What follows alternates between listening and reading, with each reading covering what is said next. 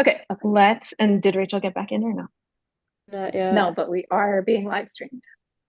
Okay. All right, let's let everybody in. Folks jumping in? All right. Hello, everybody. Thanks so much for being here. We are just about to get started having just a Friday morning technical issue, just a bit.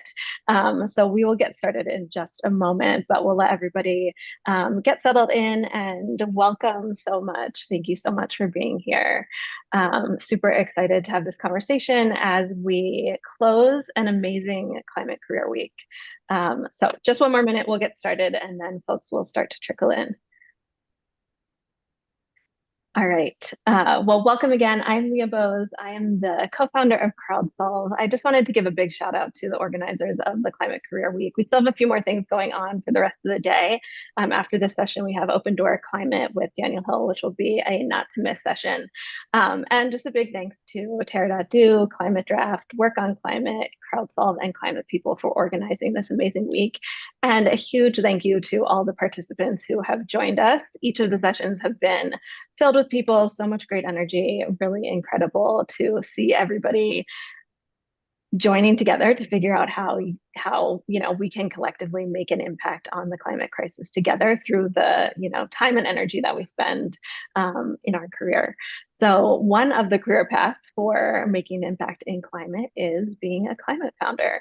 And I am super excited to be able to host and have the opportunity to be joined by some amazing climate founders and leaders.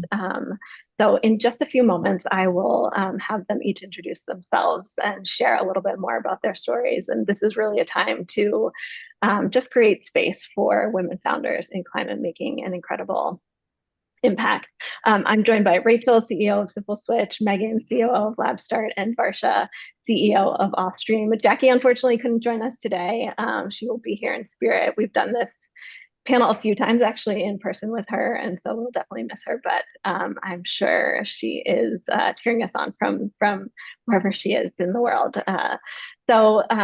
With that, I think we'll get started. I just wanted to set the stage a little bit. I'm going to stop sharing my screen and just share a little bit more about kind of the overall climate landscape and how the founder experience fits into that.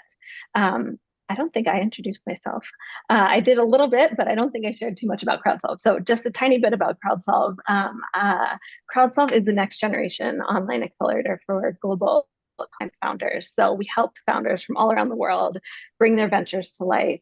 And we do that with an online free curriculum with about 50 learning modules that folks can go through and then get connected to mentorship along the way.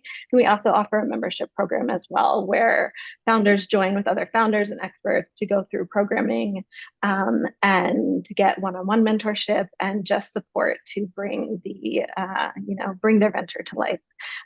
So that is what CrowdSolve is all about. And, we are really all about being founder fanatics. So to kind of back up and set the stage a little bit, in terms of investment in the climate space, McKinsey expects that investment in the climate space will explode somewhere between like $9 trillion and $12 trillion globally by 2030.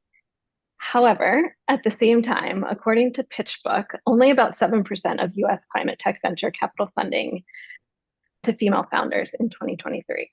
So this is actually up from the 2% of total VC dollars that went to women founders in 2021, according to Forbes. So things are moving in the right direction, but we still have a ways to go. And this is all despite the fact that female-founded companies generate twice as much revenue per dollar invested than male-founded companies, according to a 5-year study by BCG. So all that is to say that we know that the world needs more diverse founders, and I am so excited to have the opportunity to spotlight 3 of them today so that they can share their stories. We can talk about the wins and uncover some of the superpowers in being a woman founder, especially in climate. So without further ado, I would love to have each of our panelists just kind of start the conversation by introducing yourself, sharing a little bit about your climate journey, your climate why, and then what inspired you to start this journey as a climate founder. So, Megan, I think I'll start with you and then we'll go to Varsha and Rachel. Sure. Thanks for having us on, Leah, and hello, everyone. Happy Friday. So my name is Megan Holcomb, and I'm with an organization called LabStart, which is a nonprofit, but I have really been in the climate world for my entire career. Started as an environmental scientist and was, from very early on, clear that this working in the environmental science, natural resource world was very generative and purpose driven for me. And most of my career background is really in natural hazard response, preparation, planning, and integrating climate models into long-term planning. So how do we help communities adapt to their new futures, whatever those may be? Lots of flood, fire, drought work.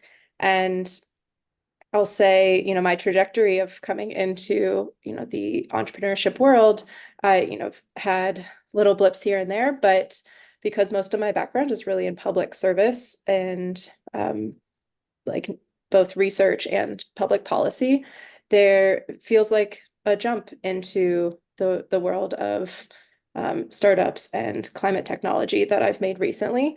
But a lot of that has this thread of how do we bring together very diverse partners, people that don't haven't historically worked with each other, don't even realize they have a shared mission, and bring them into the same rooms to align resources and really look at this like longer big picture path or like value chain of how climate businesses get started.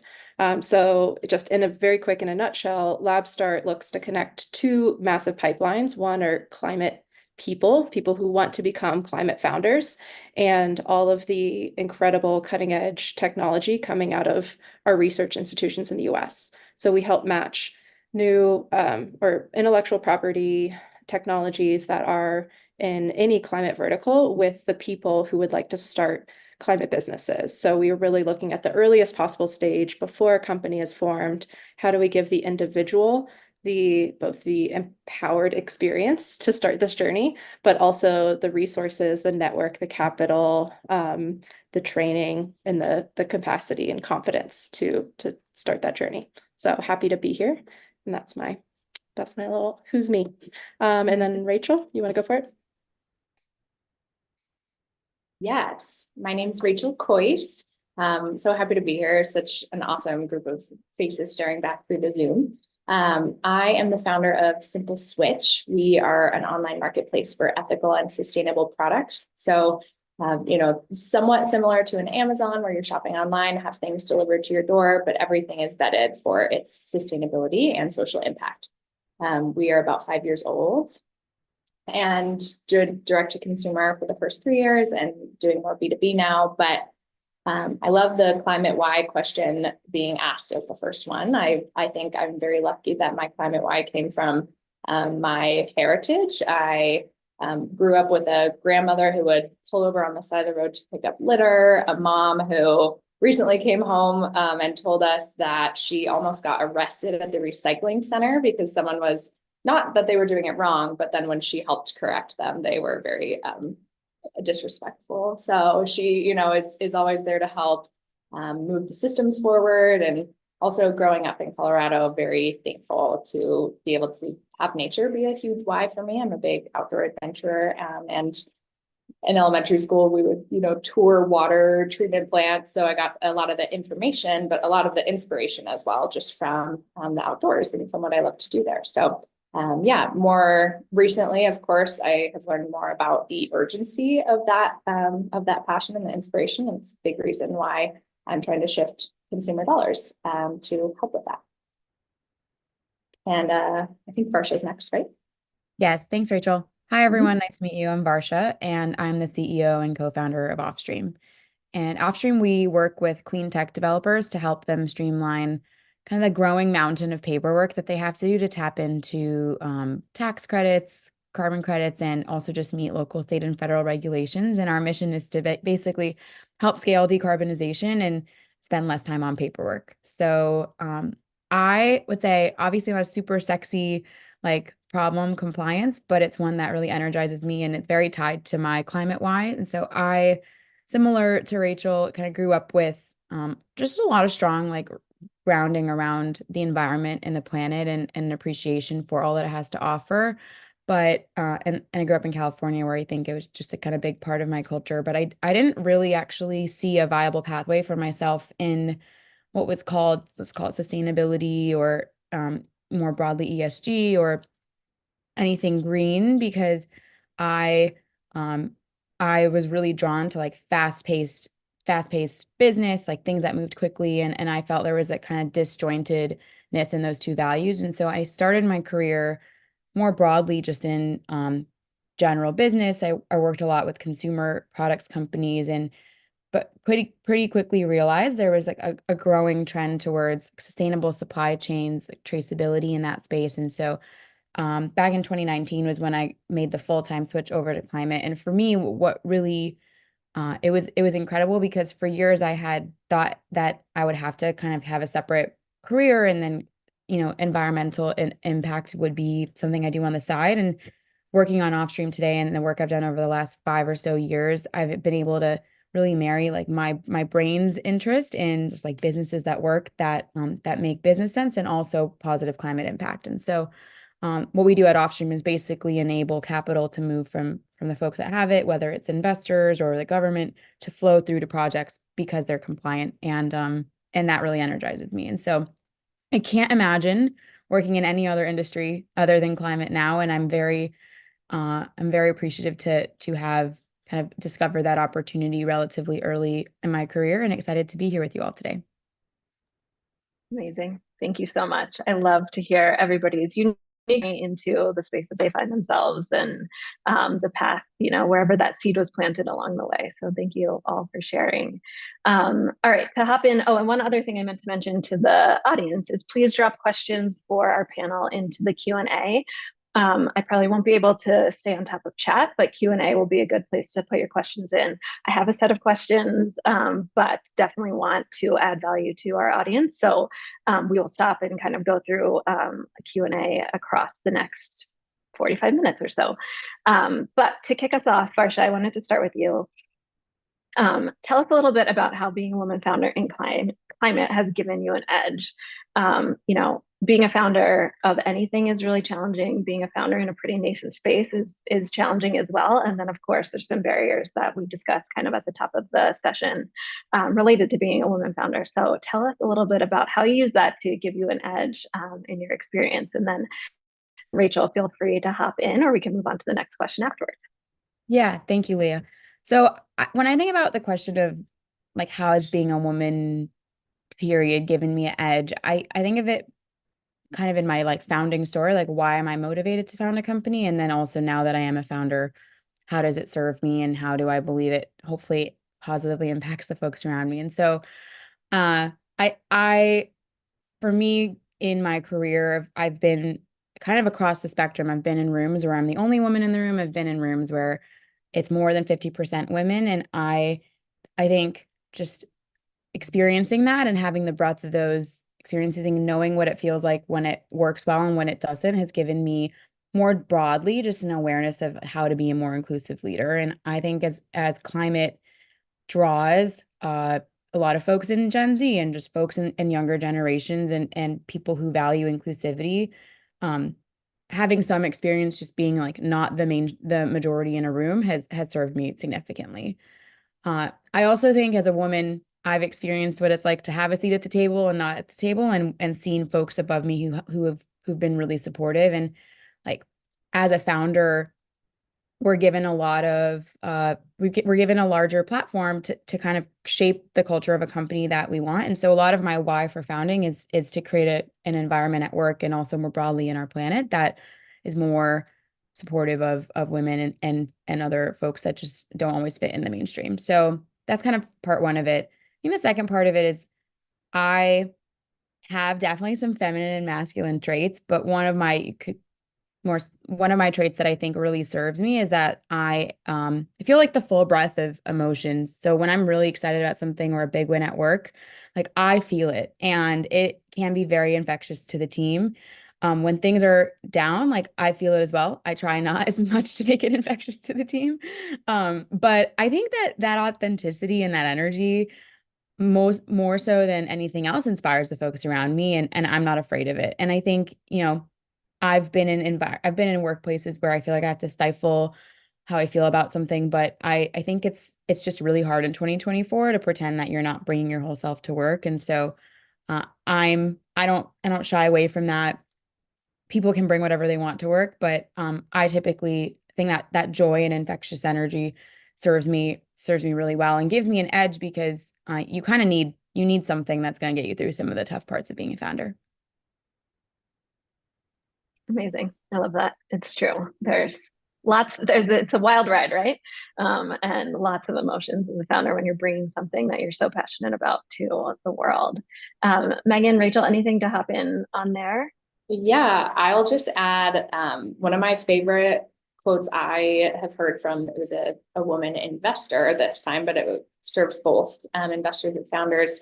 She was mentioning at an all women's investing and founder event that the resilience, especially for things like funding, like what you mentioned, Leah, was really serving women founders, myself included, as the market, takes its dips and turns and crashes, because we are more used to than others not having that funding available to us. And I think having that resilience and the grit to grow and start a business anyway is a really amazing thing that women can do. And then also, I would say an added layer of empathy, both for other women founders.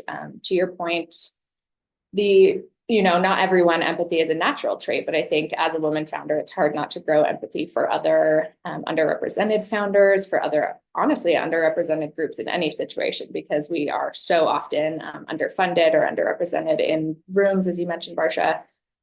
So I'm very thankful, especially, in my particular situation, I work with almost 90 suppliers and almost all of them are women-led. I'm very fortunate that, well, this probably comes to no surprise to any of you, but most of the ethical and sustainable companies that I work with were started by or are run by women, because we are, like you said, so passionate. So being able to have empathy for their situations, for leading their own business, is another edge for me, as well as for funders and other players and stakeholders within the business. So, yeah.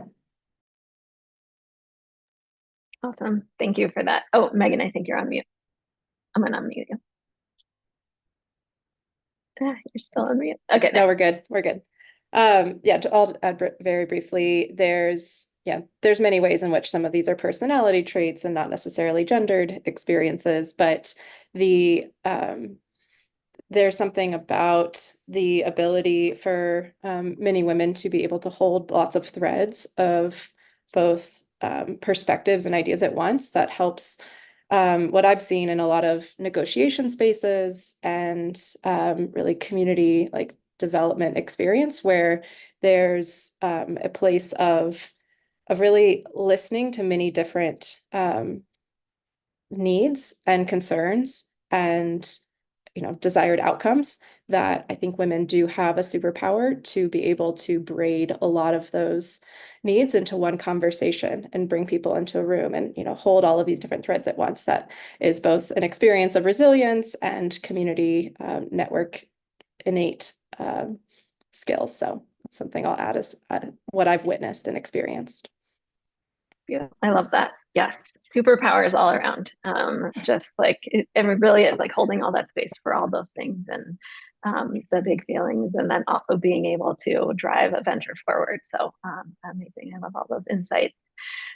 We touched on it a little bit. I want to dig a little bit deeper into this. There's lots of different ways to fund an early stage venture, whether it be through grants, bootstrapping, angel investors, crowdfunding, VC, and then you can also bring these capital stacks together to fund your venture as well. So it's not something that can be really avoided in the early stages. I would love to hear each of your perspectives on how you've thought about funding your ventures and maybe some of the challenges that you might have faced and lessons learned. Megan, I think I'll start with you on this, and then we can round robin it around. Sure. And this is, of course, a whole conversation in itself. Where do you start with funding? There, I work with a lot of what we describe as underrepresented founders. So women, persons of color, people from rural areas, just disadvantaged backgrounds, generally that a lot of startup capital like the friends and family or the bootstrapping is just like not available to them. There's a lot of there are a lot of routes, but most of my background and experience that I'll speak from is in the public funding opportunities, both state, federal, local. There are so many grant programs that are available to take an idea and a vision and just give this like even a short, temporary runway to get your footing. And there's so much of my work is with people that don't believe that they know how to write a grant or find that process to be very daunting, if not terrifying. And so just demystifying the whole grant experience and how to develop relationships with people in offices that do have funding. And most of the time, people who have that funding, especially on the public side, they're your advocates. If they have a shared mission, they want to see that capital out into the world. And so I always recommend individuals spend time looking at who in my community at the local level and state level to start have a shared mission. What kind of offices care about the things that I'm working on? And that will help individuals find who to talk to and where to even start looking for those kinds of public funding opportunities. There are oftentimes technical assistance. There are people at, the state or local level that are there to help you understand how to apply to these programs and can help you along the way. At the federal level, it's more disconnected. They can't, a lot of federal staff, they mostly cannot help you through the process, but that's not true of state and local. So it's a lot more friendly and you can let people know that you're interested in applying to something before you do and get more assistance than you might have imagined. Awesome. Thank you. Yes, I think Yeah. it's really helpful to also just understand that grants are available for both for-profit and nonprofit entities as well. And I think that that's one of those demystifying things that folks don't always necessarily know. One of Crowd12's partners, OpenGrants.io, has a really great aggregation of grant opportunities. And I think I might be getting this number wrong. He recently said there's something like $3 trillion in non-dilutive funding kind of available at any one time, at least in the US. So lots of funding and opportunities out there. Rachel, do you want to go next, talk about your funding experience? Then we'll go to Varsha, and then we'll take a few questions from the. Love it. I just always giggle at this question because it is so convoluted in my case, I would say. So the whole everything, but I have received a grant from 1000 Greta's. I've received 2 grants, but other than that, haven't done any of the kind of more typical granting process. And I remember last time we did this panel, I made a mental note to talk to Megan about the grant process because I am one of the people who needs it demystified. So let's connect about that later. In my case, I have done primarily crowdfunding, both think Kickstarter, we used Indiegogo, but both rewards-based crowdfunding early on for small amounts. It's so interesting when talking about funding, how much my perspective has changed. We raised about 6,000 to kick off the company at the very beginning and about 20,000 another time. Part of my crowdfunding journey with that rewards-based included essentially betting my Simple Switch's Instagram following that I would, do dares for funding. And I ended up, I now have a butt tattoo of the Simple Switch logo. So that's how that ended up. And we raised $20,000 just based on a tattoo. So, I mean, that was such early and wild. Then we've also done the crowdfunding. This is a little out of order, but while I'm on that subject, through WeFunder. So we also have some investors from the community, about 90, as low as $100. That was a really great learning experience. I loved working with WeFunder. I took far too long. So unfortunately, a lot of that money, gets spent while you're raising it. So that was a good learning experience about fundraising.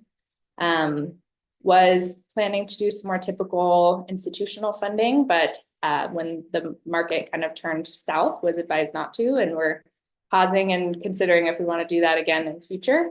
And then we've also had some lending. So that primarily it was also crowdsourced through Kiva. I think I saw Rachel on here, who is a rep from there. So talk to her if you can, but that's an awesome funding source for especially under-resourced founders. I've seen them help people, all over the world, but here in Denver, and love that program. So that is, the same kind of crowdsourcing, but for lending and zero interest. So I think the biggest thing I'll say about funding is that it has been a struggle for us. And I think learning about how to get funding for your company while trying to run a company is really difficult. I also work a part-time waitressing job, which is actually where I am. So hopefully the, classical music isn't bothering anyone. But, sometimes funding looks really exciting. Like a lot of pitch meetings to investors, and sometimes funding looks like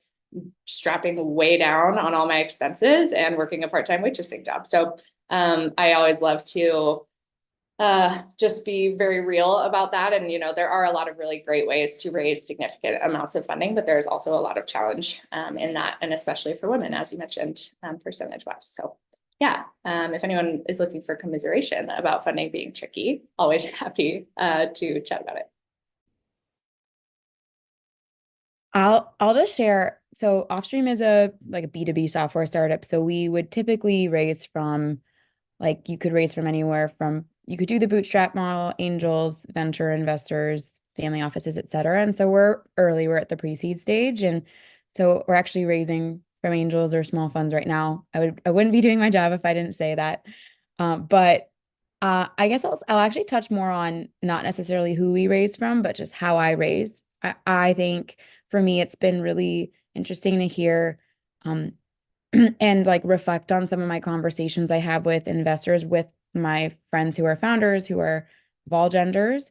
And I often look to folks who are not women to kind of coach me or help me prep for certain difficult meetings or difficult conversations, because even though I've taken negotiations classes and I know what is happening, I just have, I think, some unconscious or underlying traits that make negotiating or some of the maybe more challenge, just there's a kind of a part of fundraising where you have to tell a story and you have to kind of make sure everything fits together. And so I typically bring folks in from my network and from my support system who I can run through things with before I get in front of an investor, so that I'm really ready and that I'm not looked kind of passed over because I didn't present it in the way that maybe a male counterpart might have. And so I hope that increasingly over the course of my journey as a founder in this case, and as I see investors actually become more diverse on the other side of the table,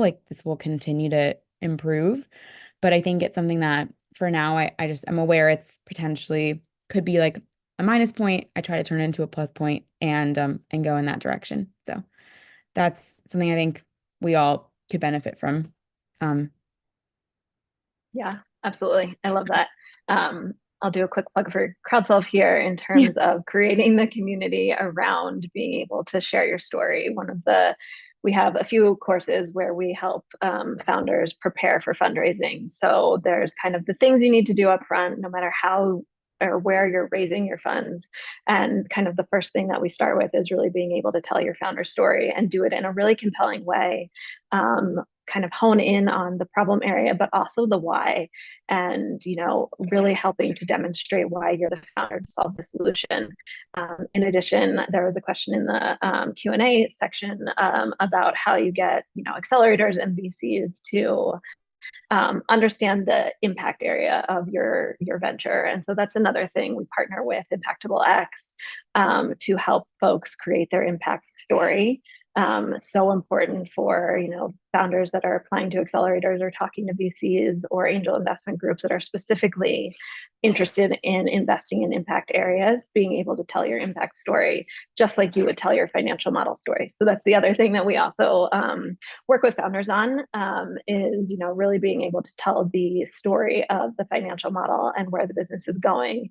And VCs are really looking for, I think it's something like $1 billion return in their investment at some point, $1 billion business. And so sometimes also, I think we all oftentimes think I'm going to go get VC dollars for my venture, and that's not always the right fit. So really understanding too, like the right fit for your venture is important as well.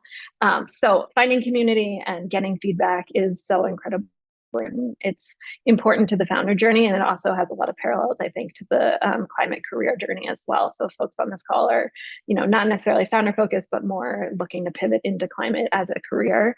The networking part of, just connecting with people and building relationships across the broad spectrum of however you're engaging is so incredibly important.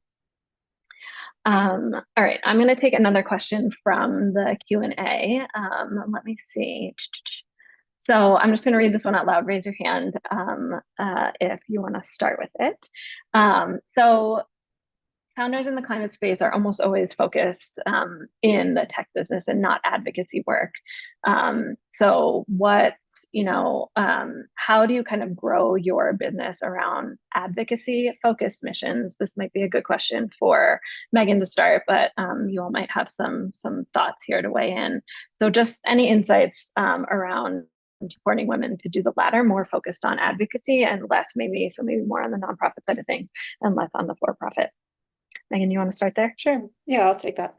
Yeah, it is, a challenge when you're looking for, like, you need some sort of, income, some sort of thing that you are selling, to be able to support yourself in that space.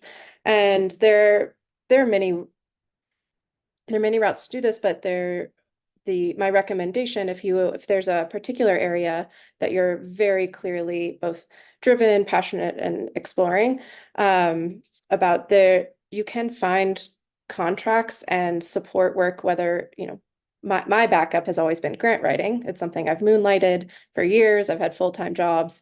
And when there's a project that I really am excited about their mission or what they're working on, that's just a thing that I can offer to support that, that project or that mission.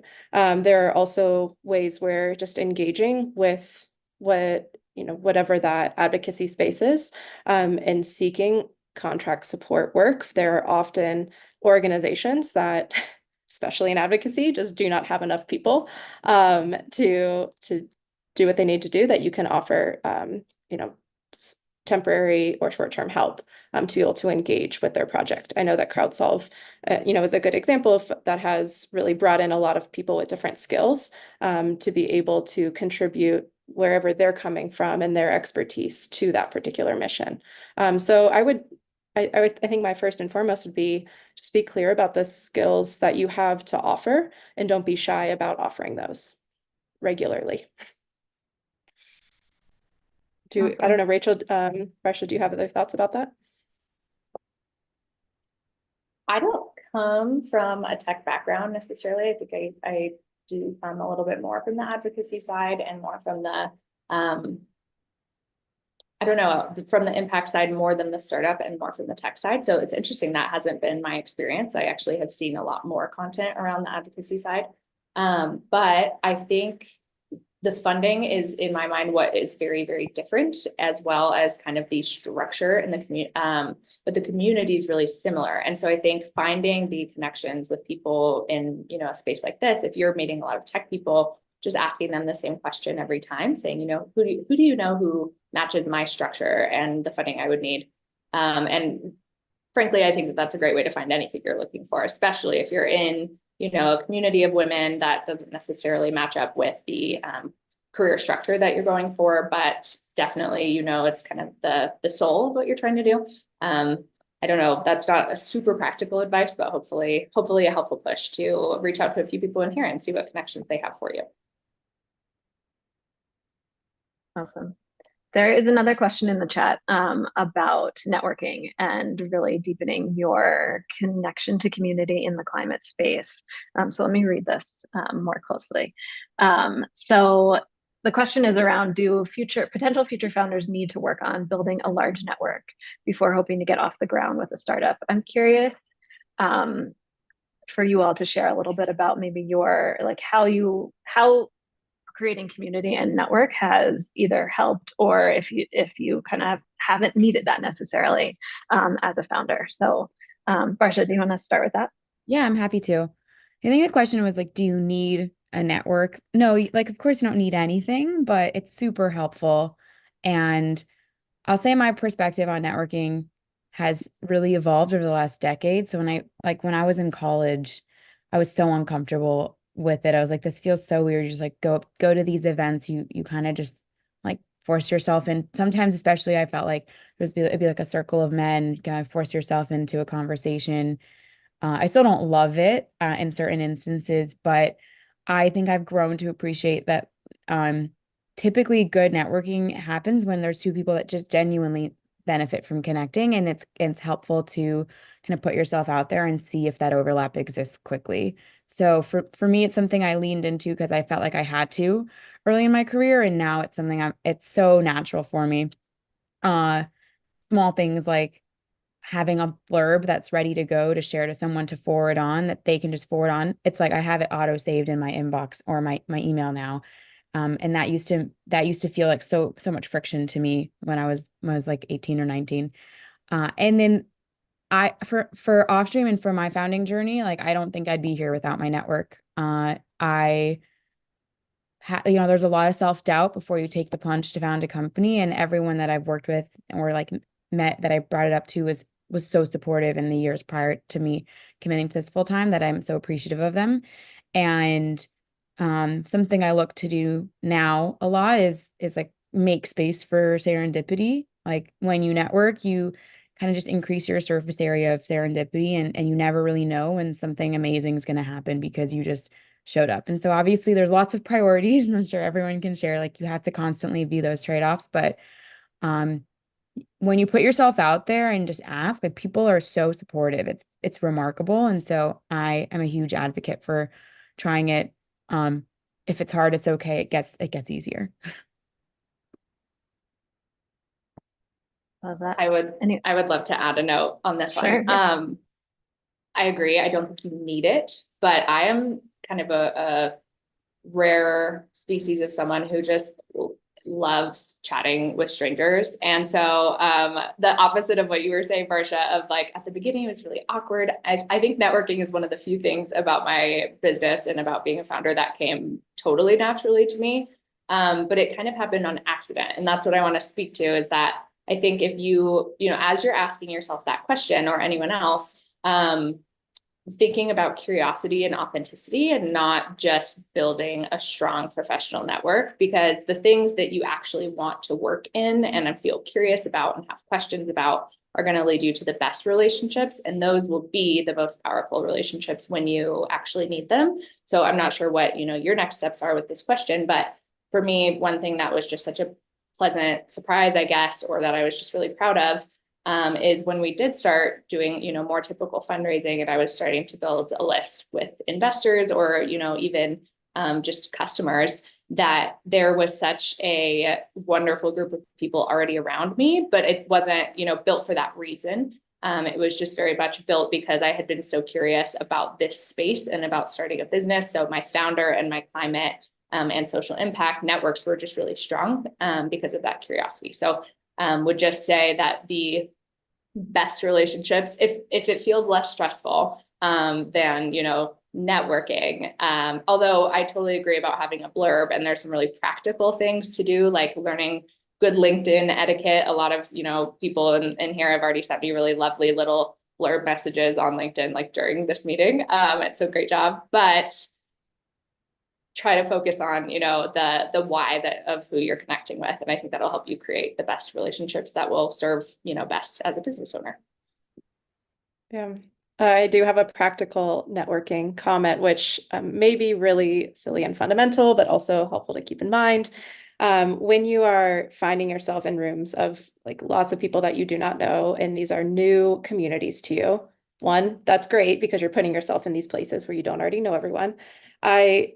I think it's easy to forget when you're like, okay, I have this blurb in my head and I got to tell everyone who I am, to like take that and just remember, like, people want to be connected with as humans first. And like when you are comfortable in your own skin and able to just engage and like have curiosity about who they are without like forward projecting this information you have to get through to them, which is not going to stick if they don't care who you are.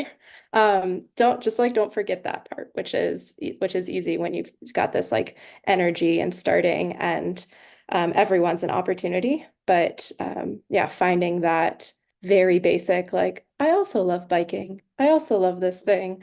It just starts the conversation in a different like energy space. So Totally. I love that.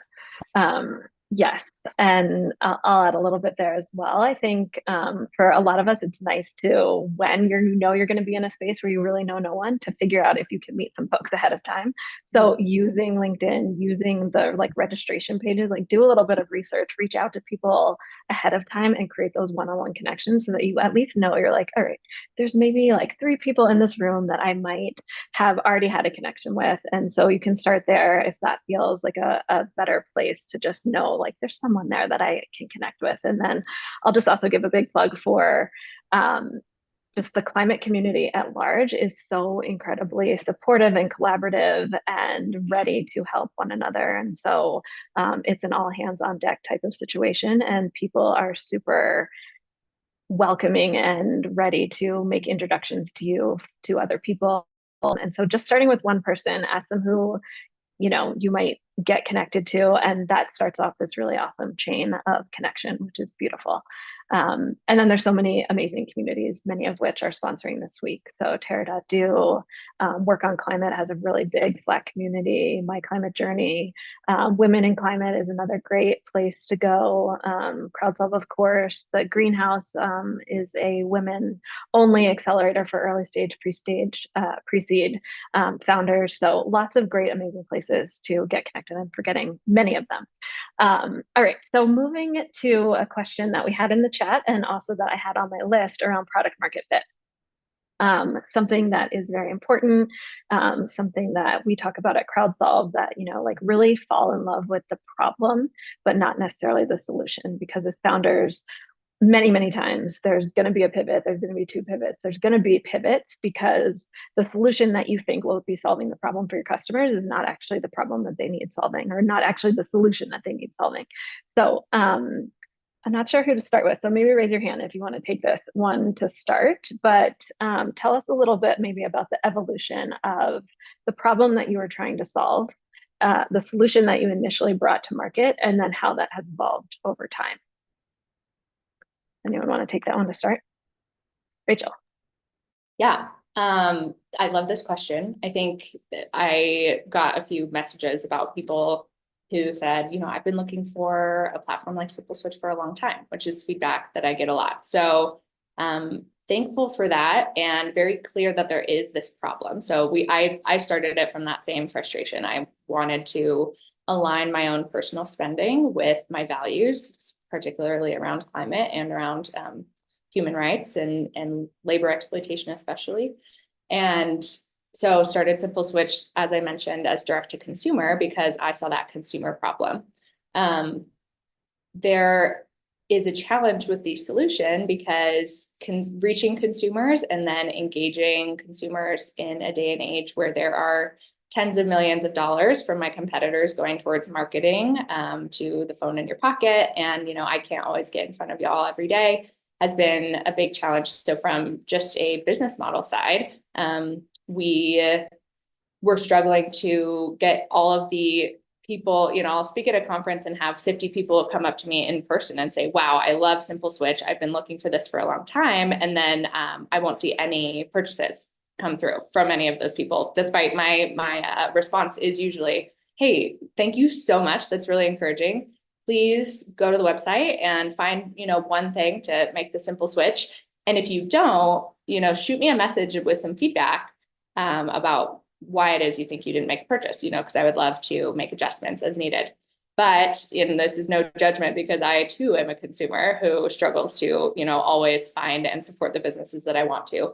But where we have seen a really good, not necessarily pivot, we still have the direct to consumer side, but a good expansion has been that the same problem applies to companies who have a lot more regimented spending on things, right? So the way I buy my toilet paper is far less organized than the way a company that I would work for buys their toilet paper for their office. It's more operational, and those things are often budgeted in. So to have the same problem, whether it's intrinsic, so maybe, an office manager and owner of a space is like, we want to be more sustainable. That's awesome. But also this same problem applies to companies that understand that they aren't going to be able to connect with their consumers unless they make these changes. They're not going to be able to get investors that they're looking for, because investors are seeing that companies need to be more climate forward. So adjusting the way that we were looking at the solution to our problem, and realizing that though that's a problem, we can know that everyone wants us to exist and still have a lot of work to do as far as reaching and retaining. And so whether for us that has looked like a shift in our kind of target market, but there's 1,000 other ways that you would need to make that shift, and I'm sure we'll learn a lot more as we keep going.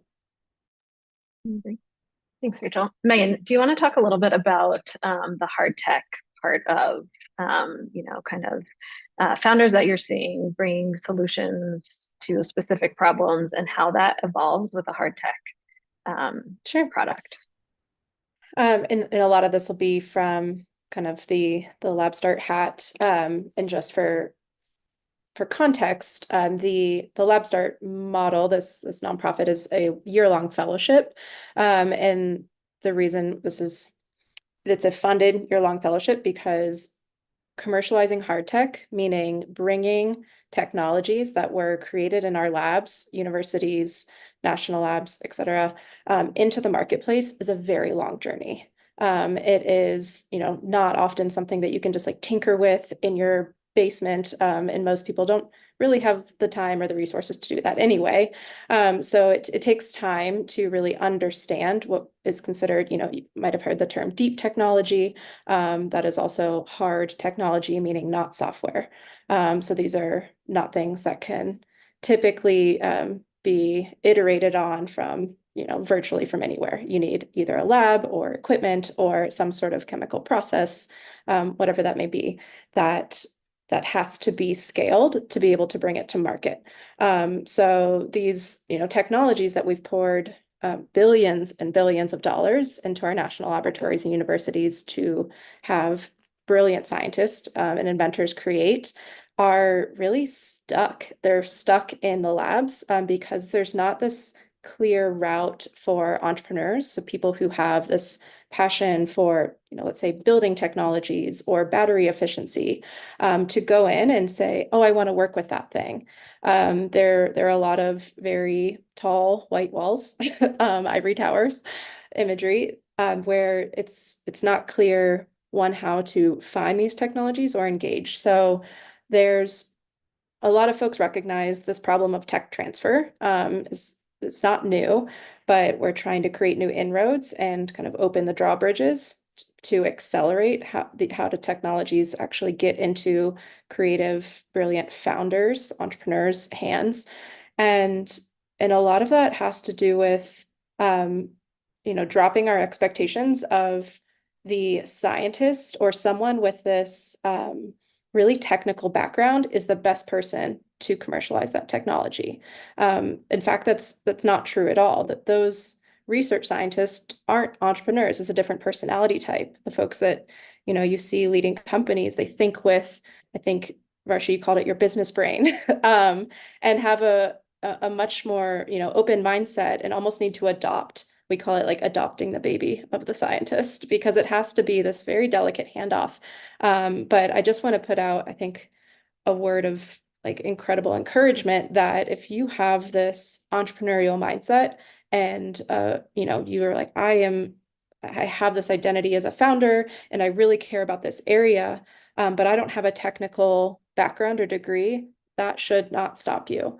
We need more people who are coming in with other business and industry experiences to apply their knowledge of the industry or their like business chops to these like incredible technologies that are just sitting dormant waiting. So that there's a huge opportunity to accelerate deep tech, hard tech, if you are not a technical founder. In fact, there's so few of us that really are, and they're mostly in the labs.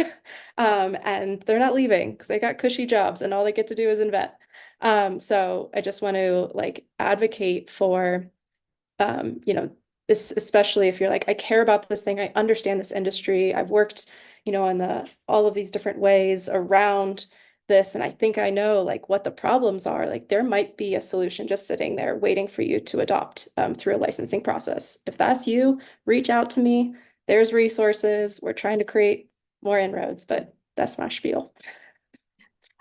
Amazing, super helpful. Barsha, if you want to weigh in there, you're welcome to. Otherwise, I was going to do a few rapid fire questions, starting with one that I have for you. Does that work? Yeah, let's do rapid fire. Okay, cool.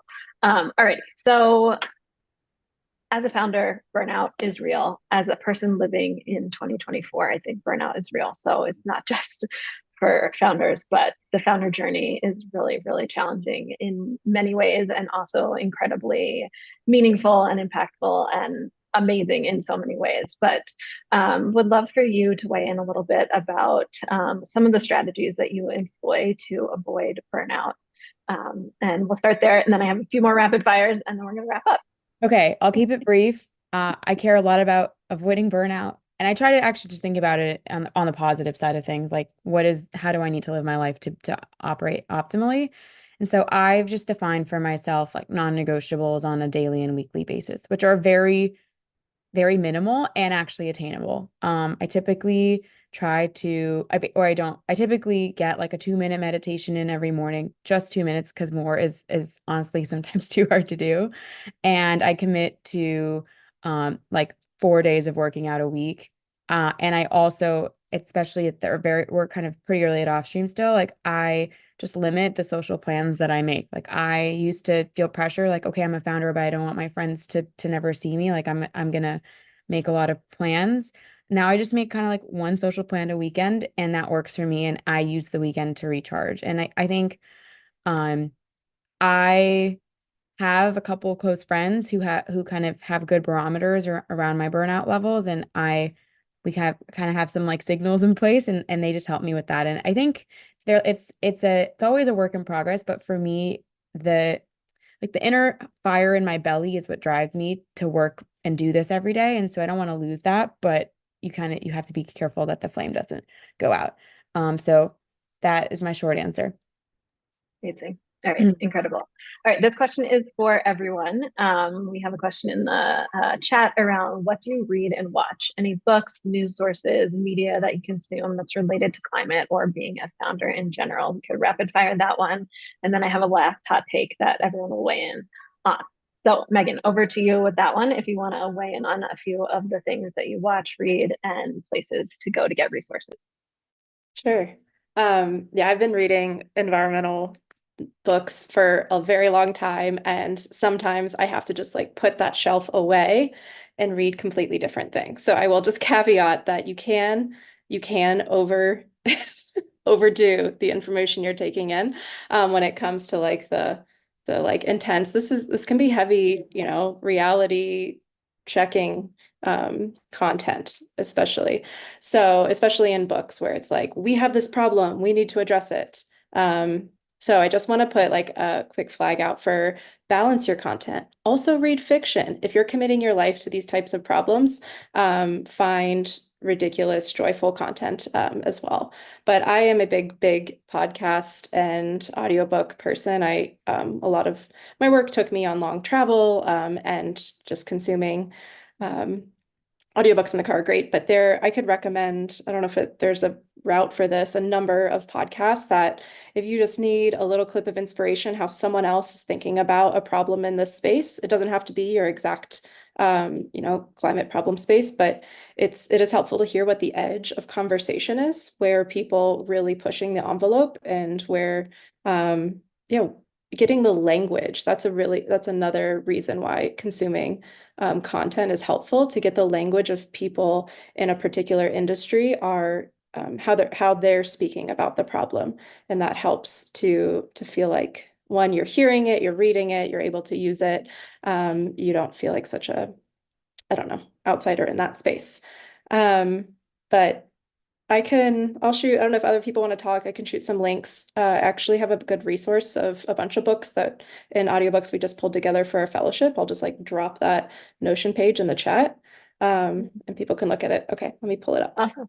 Perfect. Yeah, maybe that's a LinkedIn post as well that if folks follow Megan, you can find it on LinkedIn. Yeah. Maybe. Yeah. All right, Rachel, Definitely. I'm gonna end with you, but I think hopefully we'll have time for everybody to give like 1 or 2 words, if possible, to other women founders who are just starting on their journey as a climate founder. What is 1 or 2 pieces of advice or words that you would give to other amazing, founders that are ready to take the leap?